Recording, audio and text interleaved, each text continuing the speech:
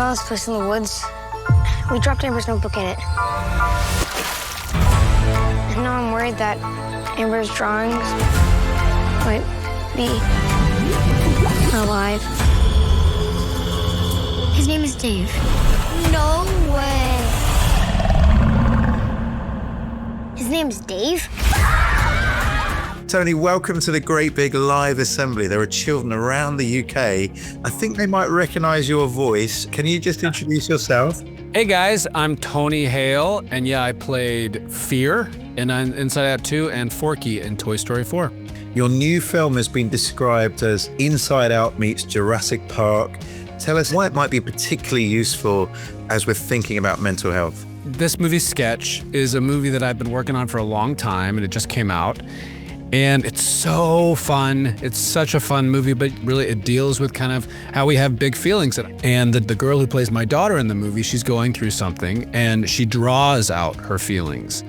And then these pictures come to life. And you can see the chalk, you can see the glitter, you can see the crayon, you see the Sharpie, you see the texture. It's just so beautiful. So I can't wait for people to see it. When she draws, she feels like it's something that she can kind of get it out.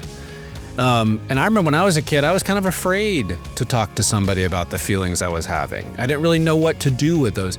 And the bummer about that is they just kind of stay in here. One of the problems with emotions and with thoughts is that they kind of get trapped up here and they can be overwhelming. And then if we don't like them or if they're too difficult to handle, we kind of push them away. We don't get to sort them out. So it's really useful to get stuff from inside here and get it outside. Sketching is one way you can start to do that. You can take this strong, overwhelming feelings that you've got inside your head and inside your body, and then you can get it out in a symbolic way through the drawing. And that gives you a little bit of distance from it. So rather than being overwhelmed and it being in control of you, you start to have a bit more understanding of what's going on, and you can begin to take a bit of control over your emotions. And Winnie the Pooh says a thing when it's inside your head seems very thingish, but when it's outside of your head and has other people looking at it, it doesn't seem so thingish anymore. So there's something really powerful about taking this stuff and getting out into the space outside of your head and perhaps with other people looking at it. There can be a way to start to explain what's going on to other people and helping them to understand what's going on for you.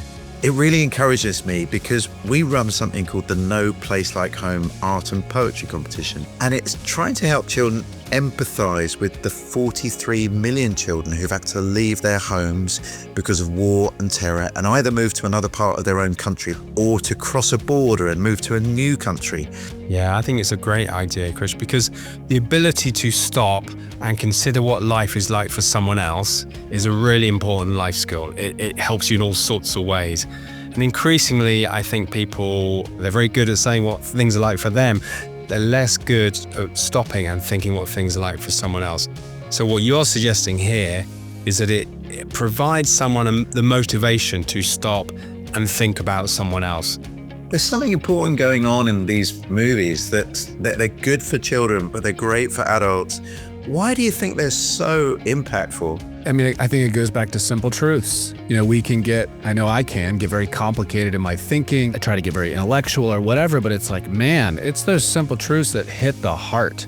You read a children's book and you're like, whoa, that is like exactly what I needed to hear. And I have spent most of my life trying to block out emotions, trying to, cut that off of myself. When in actuality, this emotion is just trying to help. These are tools that God has given us to get through stuff, in a healthy way. I was doing this play years ago and I was really, really nervous.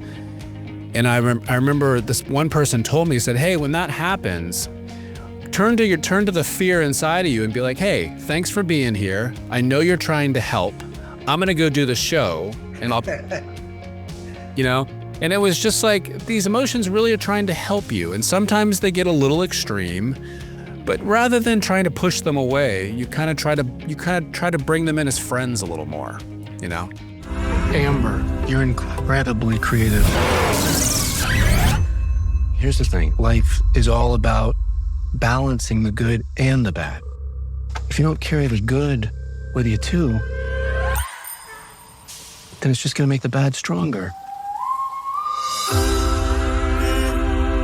That's always kind of been her thing, right? Drawing? All kids like to draw. But has she always been so... Iders. Hiders. She's working through some stuff.